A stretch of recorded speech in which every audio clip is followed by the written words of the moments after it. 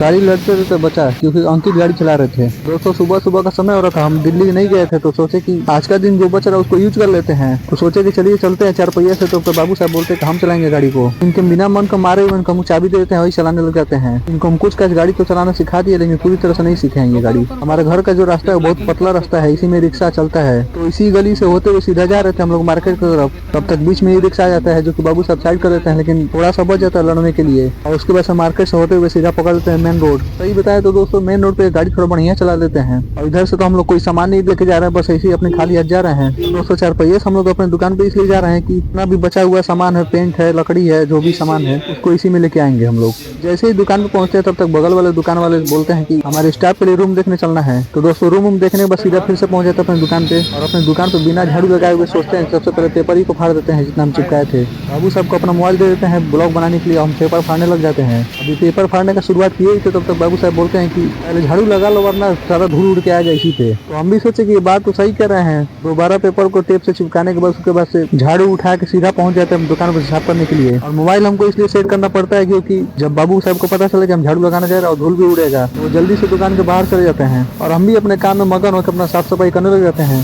दुकान में धूल मिट्टी था नहीं, लेकिन जितना भी पुट्टी लगा हुआ था दीवार पे उसको घिसाई करने में जितना भी पुट्टी गिरा हुआ था वही सब उड़ रहा है। झाड़ू लगाने के बाद सबसे पहले काम करते हैं पेपर उखाड़ने का। और इस बार वीडियो बाबू साहब ही बना रहे थे, हम पेपर फाड़ रहे थे एक एक करके। लेकिन दोस्तों जितना हमको समय लगा था टेप चिपकाने में और पेपर चिपकाने में, उससे बहुत ही कम समय में हम पेपर ऊपर सब फाड़ देते हैं। तो आदमी सही कहता है कि बनाने में समय लगता है, बिगाड़ने में समय नहीं लगता है। नीचे से हमारा हाथ पहुंच नहीं रहा था तो पावर लेके चल देते हैं काउंटर पे। दोस्तों एक जरूरी बात आप लोगों को बता दूं कि कल हम निकल जाएंगे दिल्ली दुकान के शॉपिंग के लिए, कपड़े के लिए। देखते हैं हमारा सफर कैसे जाता है। बाकी आप लोग से तो शेयर ही करता रहूंगा अपना ब्लॉग। बाकी दोस्तों आप लोग हमारा वीडियो को ऐसे सपोर्ट करते रहिएगा, लाइक करिए, कमेंट करिए, सब्सक्राइब करिए, चैनल को फॉलो भी करिए गाइस। तो उसके बाद से काउंटर से नीचे उतर के जितना भी काउंटर पे प्लास्टिक चिपका हुआ था कंपनी की तरफ से उसको हम और बाबू साहब मिलकर निकालने लग जाते हैं। और ये भी बहुत आसानी से नहीं निकल रहा था दोस्तों, देखने में तो बहुत आसान लग रहा था लेकिन निकालने में आसान नहीं था। ये जब भी ताकत लगा रहे थे तो फट जा रहा था, धीरे धीरे निकाला तो निकल रहा था। सारा काम करने के बाद दोस्तों हम लोग चाय वाले को बोल देते हैं, तो हम लोग भी सोचे क्यों ना एक एक चाय पी लेते हैं, उसके बाद एक एक समोसा खा के फिर निकलेंगे घर के लिए। दोस्तों सारा सामान गाड़ी में लोड करने के बाद उसके बाद से जितना भी पुट्टी उट्टी बचा हुआ था, कुर्सी सारा सब इसमें रख दिए हैं, फिर निकल जाते हैं घर के लिए। इसमें भी बाबू साहब बोलते हैं कि गाड़ी हम ही चलाएंगे।